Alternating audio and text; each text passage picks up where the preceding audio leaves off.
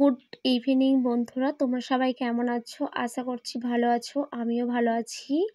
অবশ্যই আমার JP blog চ্যানেলে তোমাদের অনেক অনেক স্বাগত। তো ফাইনালি আমি রেডি হয়ে নিয়েছি। এখন বাজে 7:30 আর আমি যাব আমরদহে। তো আমি একা যাব না, তোমাদের দাদাভাই প্লাস 2 মেয়েকে নিয়ে যাব।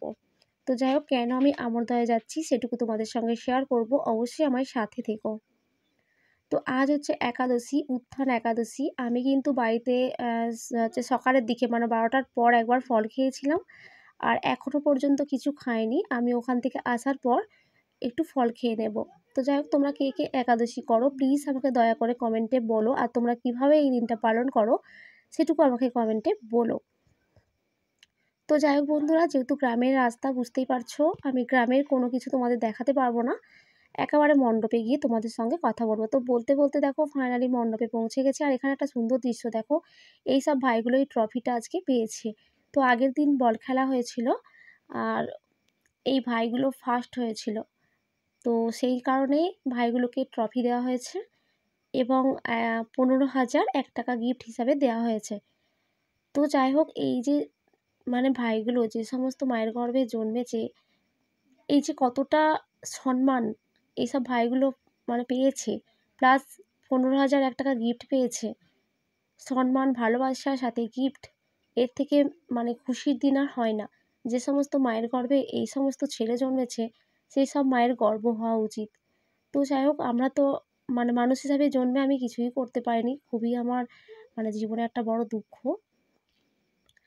তো সেটা আমার কর্ম বলতে পারো। যাই হোক বন্ধুরা, চেষ্টা করব এই জন্য আমার কর্ম ভালো করতে।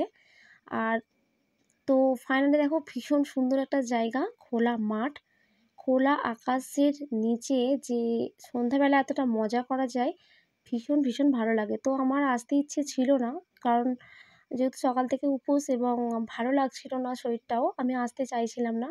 আর আগের দিন আমার যে পাশের বাড়ি যে যা মানে দিদিভাইরা এসেছিল, শাশুড়ি মায়েরা এসেছিল, সেই কারণে বৃষ্টি এবং বর্ষা ভীষণ কান্না করছিল, তাই আমরা আজকে এসেছি। তো বেশিক্ষণ কিন্তু থাকবো না, কারণ ওদেরও ঠান্ডা লেগে যেতে পারে, আমরা বাড়ি চলে যাব। তো যাই হোক, আজকে এখানে যাত্রা অনুষ্ঠান আছে, কিছুক্ষণ পরেই এখানে কিন্তু মানে লোকজন ভর্তি হয়ে যাবে। এখন আপাতত প্যান্ডেলটা ফাঁকা। তো যাই হোক, ভীষণ ভালোই লাগছে। 2 মেয়ে তো মানে মণ্ডপ থেকে বেরোতেই চাইছে না। এই যে তোমাদের দাদাভাই দাঁড়িয়ে আছে, তো ও কিন্তু আমাদের সঙ্গে মানে আমার সঙ্গেই একাদশী পালন করে। তো যাই হোক বন্ধুরা, ভীষণ ভালো লাগছে আজকে এখানে আসতে পেরে। আর যেহেতু আমি বাড়িতে কিছু রান্না করিনি, তো ভাবছি এখানে বর্ষাকে আর বৃষ্টিকে কিছু খাইয়ে নেব, তারপর যাব বাড়ি। তো ওরা কিছুক্ষণ ঘুরে নিক, তারপর খাইয়ে বাড়ি যাব। তো এই যে মানে এত বড় মাঠ, কিছুক্ষণ পরে লোকজন ভর্তি হয়ে যাবে, ভীষণ ভালো লাগছে। আমারও ইচ্ছে করছে জানো তো, যে একটু যাত্রাপালা শুনে বাড়ি যাব, কিন্তু তোমাদের দাদাভাই থাকতে দিচ্ছে না, কারণ ঠান্ডা লেগে যেতে পারে। বৃষ্টির একটু ঠান্ডা লেগেই আছে, তারপরে আবার যদি মানে একটু কিছু বাড়াবাড়ি হয় তো আর দেখতেই নেই। তো যাই হোক, এখানে কিন্তু অনেক দোকানদানি বসেছে, সাজগোজের দোকানটা বসেছে একটু সাইডের দিকে। আমি আর ওখানে যাচ্ছি না, কারণ আমার 2 মেয়ে কি আর বলবো, ভীষণ বায়না করে, সেই জন্য আমি আর ওখানে যাবই না। এখানে কিছুক্ষণ থেকে ওদের খাইয়ে নিয়ে বাড়ি চলে যাব। তো দেখো, এখানে মণ্ডপটা কিন্তু খুব সুন্দরভাবে মানে সাজিয়েছে।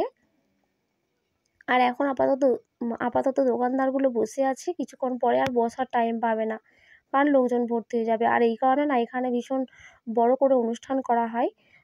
তো এত বড় মাঠ কিন্তু কোলায় না, প্রচণ্ড পরিমাণ এখানে লোকজন হয়। তো আমি আগের বছর এসেছিলাম অনুষ্ঠান শুনতে, আর এই বছর থাকবো না, বাড়ি চলে যাব। তো এই যে এইখানে বৃষ্টি উঠবে বলে কান্না করছিল, যেই এখানে সামনে যেই বৃষ্টিকে আনা হয়েছে, বৃষ্টি বলছে এখন আর উঠবে না। কি আশ্চর্য ব্যাপার বলো, দূর থেকে বলছে আমি ওখানে মানে ওটাই উঠবো, আর এখানে আসার পর একদমই উঠতে চাইছে না, ভয় করছে। তো যাই হোক, তোমাদের সবটুকু দেখাচ্ছি, কেমন লাগছে তোমরা কমেন্টে বলো।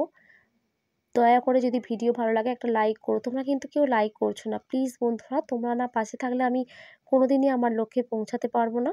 তো আমার এখন চাই তোমাদের অনেক অনেক ভালোবাসা। দয়া করে আমার ওয়াচ টাইমটা একটু বাড়িয়ে দাও প্লিজ, আমি অনুরোধ করছি। ভিডিওগুলো একদমই স্কিপ করবে না প্লিজ।